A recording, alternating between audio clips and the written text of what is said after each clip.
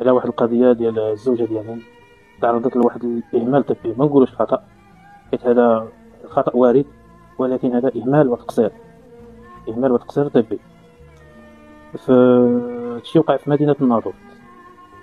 المهم الزوجه ديالي ولدات في 21 شهر جوج 2025 بواحد المسحه معروفه. يومين ديالها ديال الكلينيك خرجات جينا للدار، درنا الطقوس ديال الاسبوع ديالنا، المسائل هذه امور 7 ايام.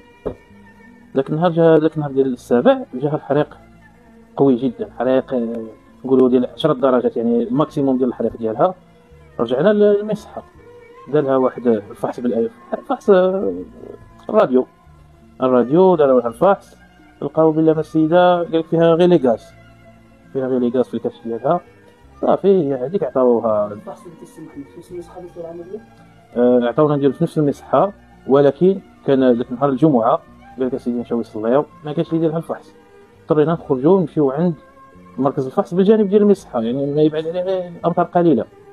مشينا درنا الفحص، خرجنا التقرير ديال الفحص، هو هذا راه عندي هنايا. قالك اسيدي السيدة فيها غير الغازات لي غاز مور العملية. صافي عطاونا الدواء بلا السيدة غادي دير غير الريتمو ديال لي غاز وديال مسكنات الآلام. مشينا على ذاك المنوال، السيدة بقات تاخذ المسكنات، تاخذ داك الدواء ديال الحريق، فيه لي زونتيبيوتيك.